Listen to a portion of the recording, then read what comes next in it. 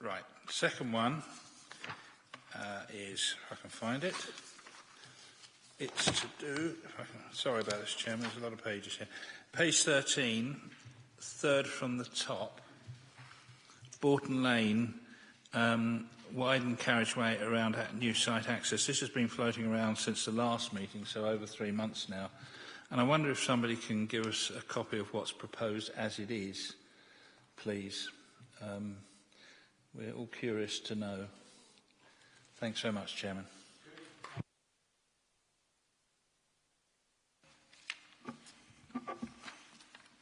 Thank you, Chairman. It's page 13, item 2. It says on the left-hand side, Hermitage Lane, Howard Drive, Maidstone. Then it goes on to talk about new access for development opposite the quarry entrance. And it says there's technical approval complete except for the street lighting. Well, Hermitage Lane does not have a junction with Howard Drive, for starters.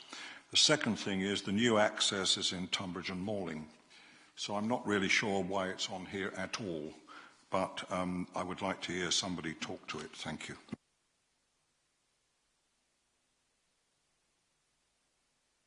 Do some more research. Want to do some more research. Right. Okay. I mean, it's aggravating, Councillor Daly, that's for sure. But you know, I think in an instance like that, give someone a telephone call. But it is, we've got to get it right. I've got then Councillor Cook. Gone green. Not literally. Chairman, thank you. I just something that Sue is aware of, but I just wanted to mention very briefly in relation to the surface redressing in and around Ottham. The surface redressing is very nice, but having reported back, the residents are absolutely convinced that it's a lot noisier, and the new surface is creating road noise that wasn't there before, and I wonder whether other members have got had the same problem. Then I thought I'd just mention on page 11, I think it's interesting that we've got reference to the Local Growth Fund and the Maidstone South East Forecourt scheme. It was disappointing, I think, for all of us that the pub, the Old Vic pub, wasn't demolished, having been told that it was going to be. Clearly, we have a much broader scheme now in terms of Maidstone East, going along to the Royal Mail site, which KCC and MBC will be working together on, which is it's good news to see something that we can work together on some things, and it'll be nice to see that part of Maidstone properly regenerated at some point in the future. Mr. Daly has worked on that scheme for 25 years without success. But it's coming hopefully to its early stages of fruition. On the first point which was made with regards to noise on re-tarmacking, can you get the engineer who was in charge of the work have a word with the councillor, please? Good.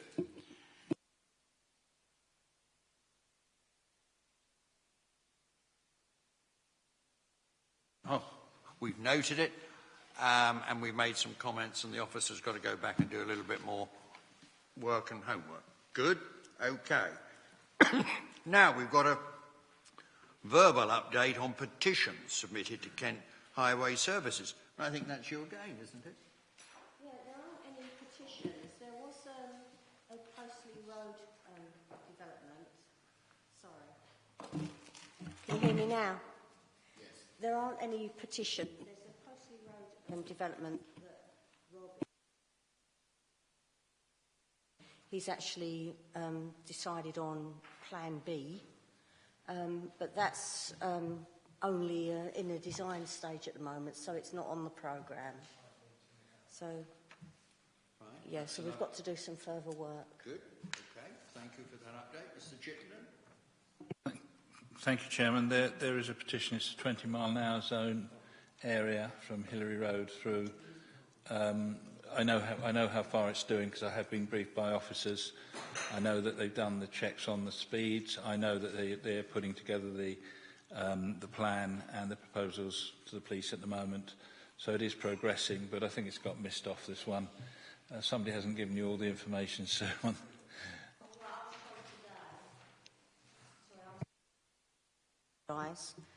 that it was still in the design stage, so it couldn't be put as programmed works. So that's why it's not on the list.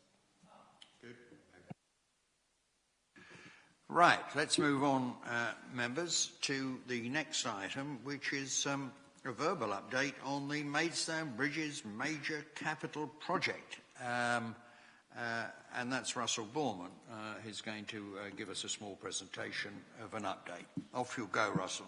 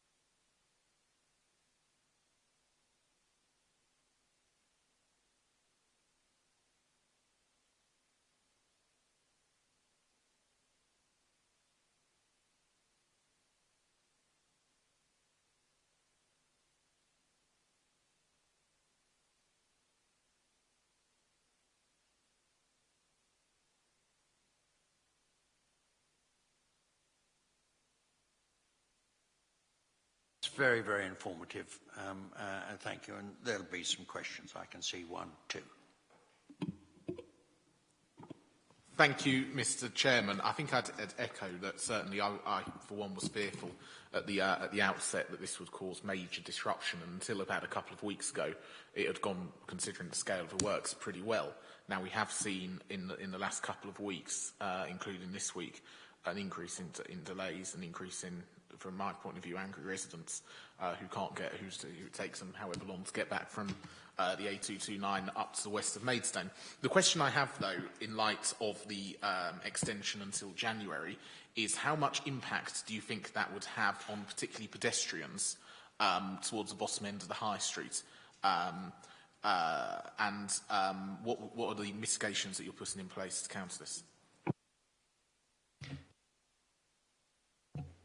Absolutely. We understand that pedestrian footfall is greater at that area, and obviously with the closure of the subways, we assessed that for the impact throughout the tender stage, and we've actually included within the documentation for a 2-metre walkway to be maintained at all times. The contractor has demonstrated that this can be carried out. We're also utilising the existing pedestrian facilities, crossing points to enable pedestrians to safely cross the area.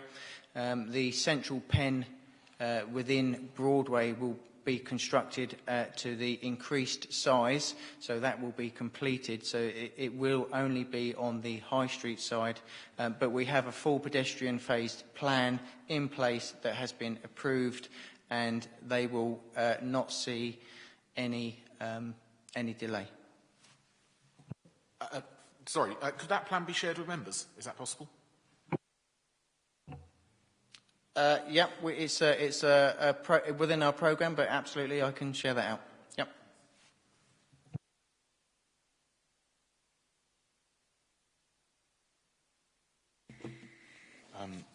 I've got a positive and a negative, Mr. Bourne. That's all right. So I'll go with a negative first. Is that all right?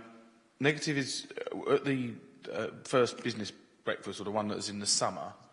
I don't know if you remember, I'm very sensitive about Hermitage Lane, but it's not about Hermitage Lane particularly. We asked you, I think I and Councillor Gooch asked twice about works in other areas, and I think your statement was that major works, there will be no pre-arranged major works in other areas. I think there's an example of Buckland Hill where someone's not getting the message because there's works put forward in Buckland Hill a few weeks ago, which I know have been cancelled or postponed. And I think there's one in Farley Lane. It's not my patch. I'm not asking you about that one particularly.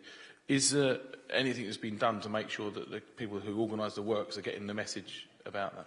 And then there's a positive. So. Yeah, absolutely. I'll take that on board. And as you say, at the initial business briefing and even subsequent business briefings and engagement days that we've had in Fremlin's Walk, that has been the message, that any major works on the network would be curtailed until the completion of the gyratory scheme. Unfortunately, as you say, one or two have seemed to have slipped through the net. We have picked those up. We have dealt with those accordingly. And we have been talking with our colleagues within our streetworks to give them our programme, to make them aware of what we're doing. They're invited to progress meetings on a monthly basis, and we are sharing that information with them. So, yes, I absolutely understand that there have been a couple that have slipped through the net, and we've picked that up and we've dealt with that accordingly. But we are regularly updating them with our progress and with programme, and similarly, they are doing the same with us. And the good news is, well, just another compliment really, I was out with the area manager for Arriva looking at buses today. We was out and he said how surprised at how well it's going. Well done, well done. Yes, the Arriva manager, as my colleague said, was extremely complimentary. And like Councillor Bolton, he was very anxious beforehand, like a lot of business lead people. And there is a general consensus, I think, that the scheme's been well managed. But there have been a couple of snags. Generally, the Arriva and other people are saying the communication's been excellent. But there have been just a couple of occasions when for whatever reason, changes to what's been happening on site just haven't got through. And it's very odd because generally the communication management's been very very good. And it's just strange that just every so often changes that affect the bus operators haven't actually got through. And I wonder why that is. It's nice to hear you say, obviously, the communication has been good, and we have strived to actually get that communication out to as many people as we can. We've utilised social media in a way that we've never have on this particular scheme. It's unfortunate that with any construction project, you're always going to come up against obstacles that you need to act and react to fairly quickly. So those instances where perhaps communication hasn't gone out as timely as we would hope has been an issue that's arisen during the construction, but we've mitigated that by contacting the local transport operators, schools. We've put things out on our Twitter feed, on our website accordingly as soon as we've known a problem is arising, to try and get that message out there as quickly as possible. But it's just the nature of the business that we're in, that unfortunately things happen during construction that we've got to react to.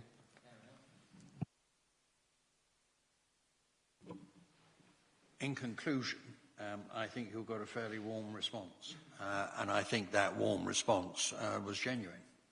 You've answered questions which were of concern to members. Again, when this board was formed, goodness knows how long ago, Mr. Daly had hair and things like that. But when this board was formed, we spoke about the gyratory. I don't think we called it a gyratory, but that's what we spoke about. And it's been many years taken it to come to a real project. So I think on behalf of the board, it would be fair for me to say well done to you and your team and to the contractors. It is not an easy job. It may be a county town, but it's still, or was up until very recently, a market town with a very, very old road system. And there's going to be hiccups. No two ways, and there'll be more. There'll be one or two more hiccups. But I think that the sense that I get from members of the board that they're going, phew, it's not as bad as we thought, and well done. So you might like to convey the board's thanks to your team and the contractors. Good, thank you.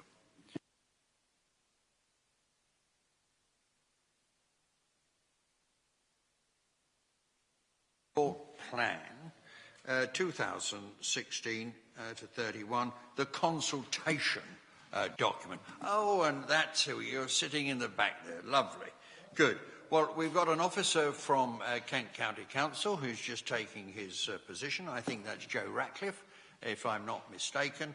And then I think Mark from NBC is going to give an update how things are going your end. Yes? So can Joe start first? You don't have a problem with that, Mark? Not at all. You're sure? The chap who would normally sit there, what's his name? Mr. Jarman, Rob Yeah, Jarman, yeah. he wouldn't allow him to go first. Mr. Jarman would always want to go first. But off you go.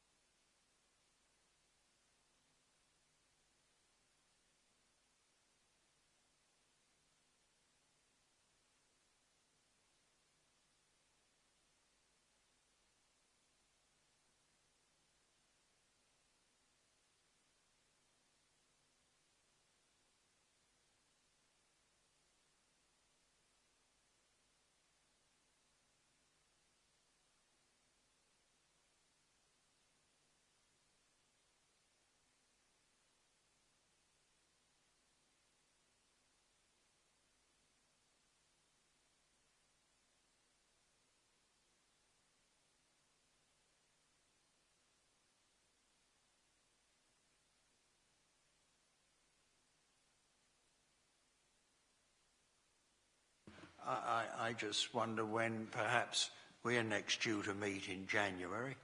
If you go to all your cabinet meetings and cabinet decisions, it might, even if it's for noting, to see what the final response is. So if we can perhaps talk about that and tie that up, our clerk will tell you the date when it is in January, our next meeting. It just might be very helpful for us to digest all the responses and how you have put your final response together. Now, so far as, thank you for that update. I think we're all aware of this isn't the ITS, this is something completely different, and this is where we hope and pray our case is listened to by government. We hope that's the case in several of these schemes. Mark, what's the position of Maidstone? Thank you, Chairman. Yes, I can advise the board.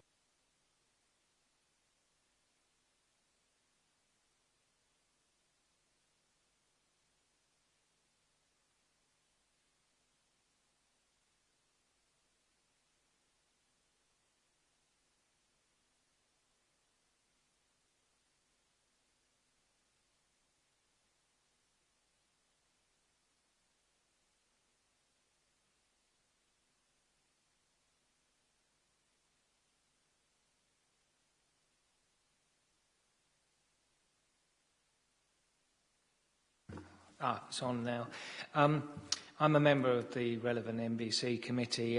Members did change the proposed draft somewhat, but I'm fairly confident that the consultation draft that was sent in is pretty compatible with the overall. There may be the odd nuance, but is pretty compatible with the line that the County Council was taking in his document. So I'm fairly confident that members of the County Council will be reasonably happy with the response, and we're not going to be many, many miles apart.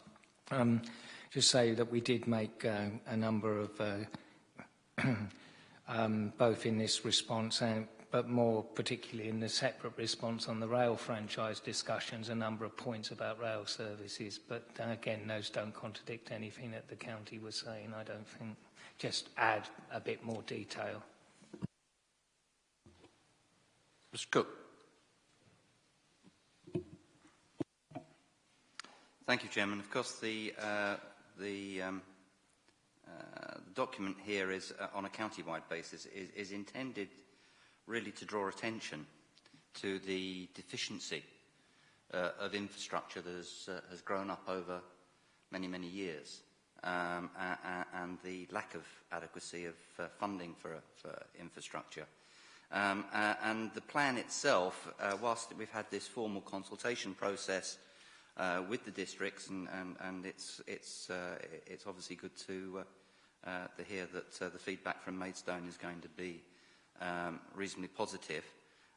There was a lot of consultation that went into the framing of the document in the first place, and I think that's important to stress that this is not a document that was drawn up on a blank sheet of paper by KCC and then just thrown at Maidstone Borough Council. A lot of the information, the data, and how we have framed the growth and infrastructure plan is based on feedback that we've had from all the 12 districts.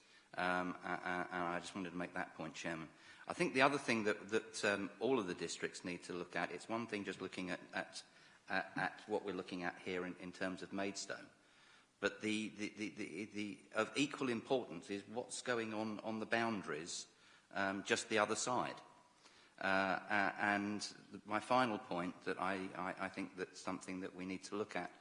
When we talk about priorities going through to 2031, and without getting into any details about any one of them, it would be rather nice if we could in some sense develop some sort of timescale for some of these things. I think when people see what's in these plans, it's going to raise expectations. It's certainly raising mine, and maybe unrealistically, because the total amount of money that would be required to deliver the infrastructure that goes with everything else that's going on in the whole of Kent is a huge, huge figure. Thank you, Chairman. As always with these, and it was in 2011, it's a bit of a wish list, you know, and we come up trumps on one or two. But I think the points which have just been made can be noted by both of you, and we will see how we progress. Mr. Lewis.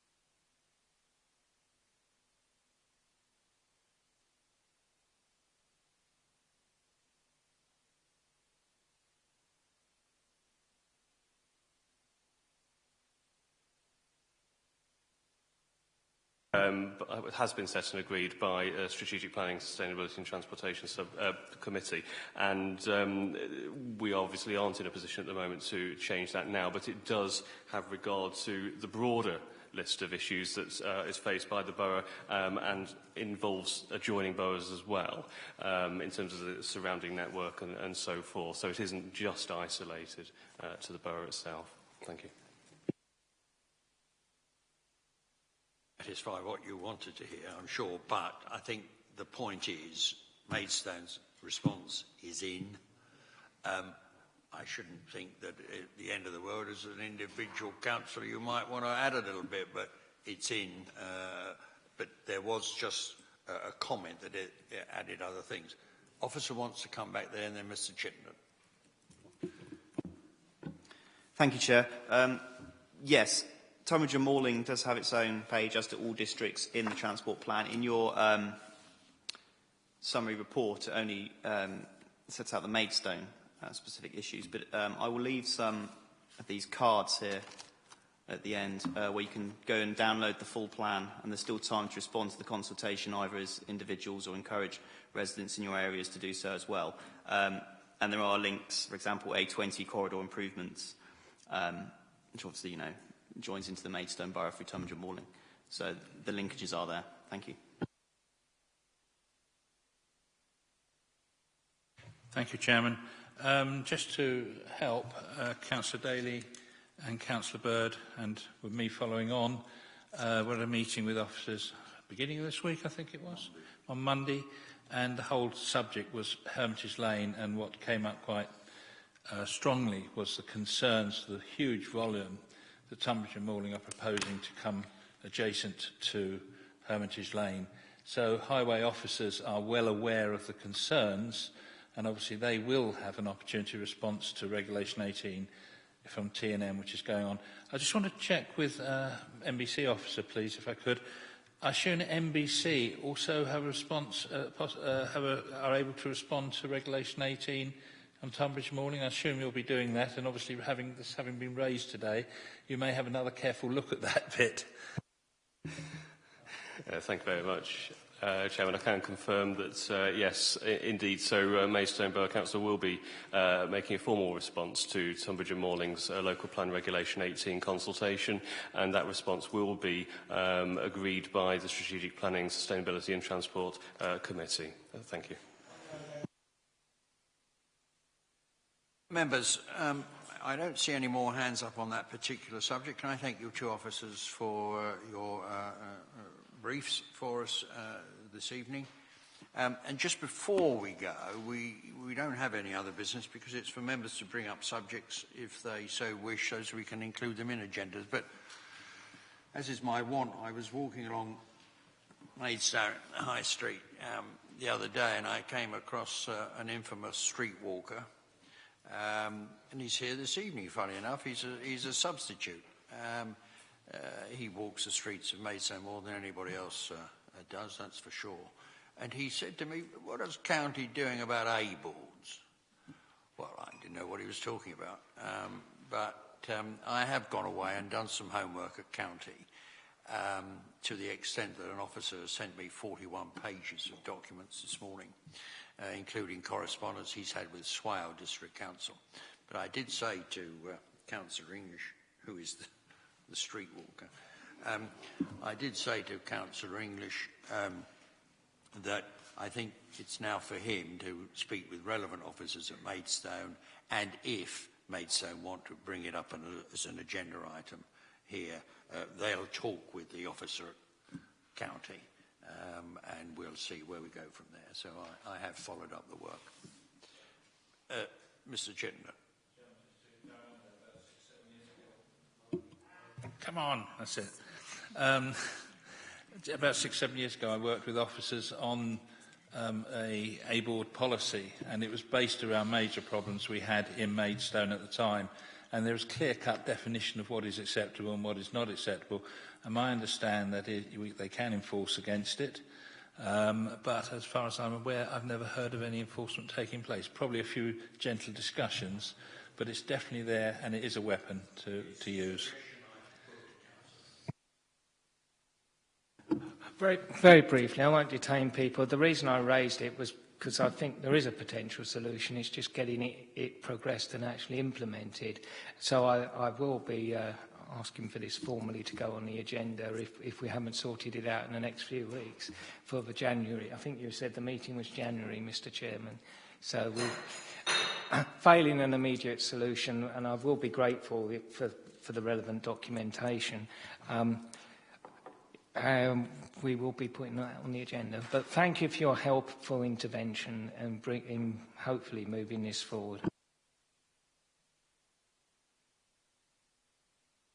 It's actually not on this subject, it's on another, quickly, any other business. So. Any other business?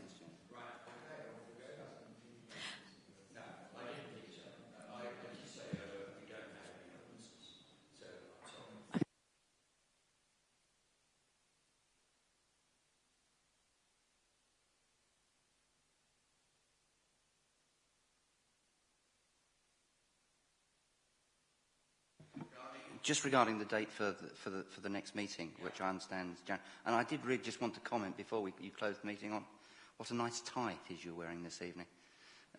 Your tie, very nice tie, and to wish you a very happy Christmas.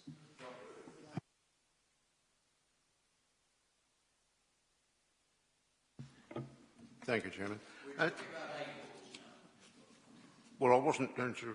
I was going to raise a question on the question from the member of the public, but shall I do that later? Yeah.